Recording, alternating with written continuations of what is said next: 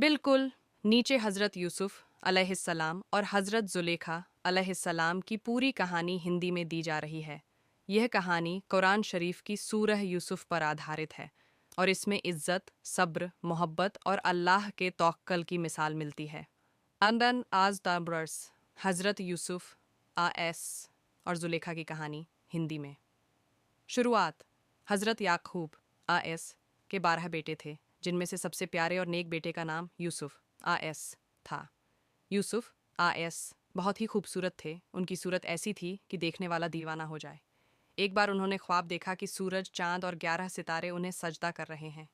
जब उन्होंने ये ख्वाब अपने वालिद हज़रत याकूब आयस को सुनाया तो उन्होंने कहा कि अल्लाह तुम्हें बड़ा मकाम देगा, लेकिन ये बात अपने भाइयों को मत बताना।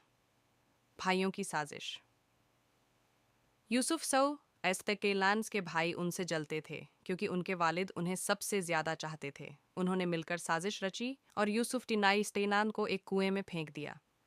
फिर अपने वालिद से झूठ बोला कि यूसुफ को भेड़िए ने खा लिया। कुछ दिनों बाद एक काफिला वहां से गुजरा और कुएं से यूसुफ असन को निकालकर मिस्र, इजिप्ट ले गया, जहां उन्हें एक अमीर आदमी ने गुलाम के तौर पर खरीद लिया। जुलेखा का इम्तिहान। जिस शख्स ने यूसुफ आसान को खरीदा वो मिस्र का अजीज वजीर था। उसकी बीवी का नाम जुलेखा था। जब यूसुफ असेस बड़े हुए तो उनकी खूबसूरती सबको हैरान कर देती थी। जुलेखा उन पर फिदा हो गई और उन्हें अपने पास बुलाने लगी, लेकिन यूसुफ से उसने हर बार इनकार किया क्योंकि वो पाक थे और अल्लाह से डरते थे। एक दिन जब जुलेखा ने ज़बरदस्ती की तो यूसुफ असियस भागे। उसी वक्त अजीज आ गया और मामला सामने आया। इल्ज़ाम और जेल। जुलेखा ने यूसुफ असिंगस पर इल्ज़ाम लगाया कि उन्होंने बुरा काम करने की कोशिश की, लेकिन अल्लाह ने सच को जाहिर कर दिया। फिर भी ताकि मामला दब जाए, यूसुफ अस को जेल भेज दिया गया। जेल में उन्होंने 2 कैदियों के ख्वाबों की ताबीर वास्तविकता बताई जो सही निकली।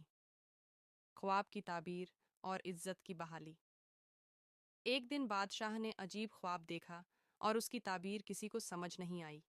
तब यूसुफ आसियास की बात याद आई और उन्हें जेल से बुलाया गया। उन्होंने ख्वाब की सही ताबीर दी और बादशाह बहुत खुश हुआ। जब हकीकत सामने आई कि यूसुफ बेगुनाह थे तो उन्हें इज्जत के साथ रिहा किया गया और मिस्र का वजीर बना दिया गया। जुलेखा की तौबा और मोहब्बत।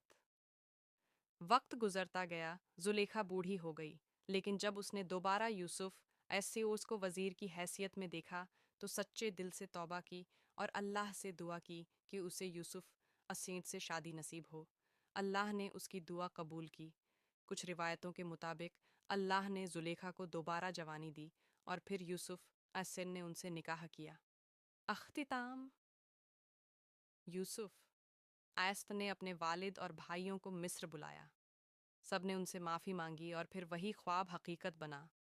उनके वालिद, माँ और 11 भाई उनके सामने झुक गए, यानी उनका मकाम बहुत ऊंचा हो गया। अगर आपको ये कहानी पसंद आई हो तो मेरे चैनल को लाइक और सब्सक्राइब ज़रूर करें। अगर आप चाहें तो मैं इस पर एक डायलॉग स्टाइल कहानी भी बना सकता हूँ।